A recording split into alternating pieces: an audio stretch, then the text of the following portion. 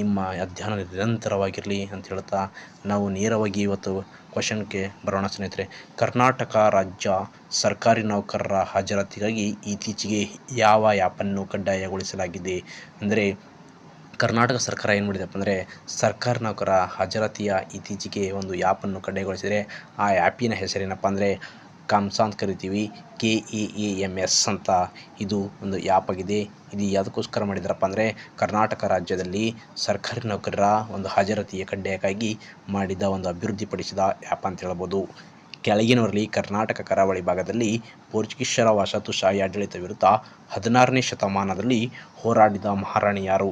ಕಿತ್ತೂರು ರಾಣಿ ಚೆನ್ನಮ್ಮ, ರಾಣಿ ಅಬ್ಬಕ್ಕದೇವಿ, ಬೆಳವಡಿ ಮಲ್ಲಮ್ಮ, ಒನಕೆ ಓಬವ್ವ.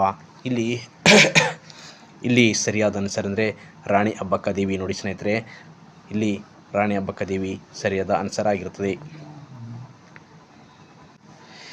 ಕೆಳಗಿನ ಯಾರು ಕರ್ನಾಟಕ ರಾಜ್ಯಪಾಲರಾಗಿ ನಂತರ ಭಾರತ ರಾಷ್ಟ್ರಪತಿಯಾಗಿದ್ದಾರೆ ಅಂದರೆ ಇಲ್ಲಿ ಗೋಪಾಲ ಸ್ವರೂಪ ಪಾಠಕ, ವಿ ಗಿರಿಯವರು, ನೀಲಂ ಸಂಜೀವ್ ರೆಡ್ಡಿ, ಎಸ್ ರಾಧಾಕೃಷ್ಣ. ಇಲ್ಲಿ ಎಸ್ ಎನ್ ರಾಧಾಕೃಷ್ಣ ಅವರು ರಾಷ್ಟ್ರಪತಿಗಳಾಗಿದ್ದಾರೆ. ನೀಲಂ ಸಂಜೀವ್ ರೆಡ್ಡಿ ಅವರು ಸಹ ರಾಷ್ಟ್ರಪತಿಗಳಾಗಿ ಕಾರ್ಯವನ್ನು ನಿರ್ವಹಣೆ ಮಾಡಿದ್ದಾರೆ. ಅದೇ ರೀತಿ ವಿ ಗಿರಿ ಅವರು ರಾಷ್ಟ್ರಪತಿಗಳಾಗಿದ್ದಾರೆ. ಗೋಪಾಲ ಸ್ವರೂಪ ಪಾಠಕ ಅವರು ಉಪರಾಷ್ಟ್ರಪತಿಗಳಾಗಿದ್ದಾರೆ ಸ್ನೇಹಿತರೆ. ಇಲ್ಲಿ ಸರಿಯಾದ ಆನ್ಸರ್ ಅಂದರೆ ವಿ ಗಿರಿ ಅವರು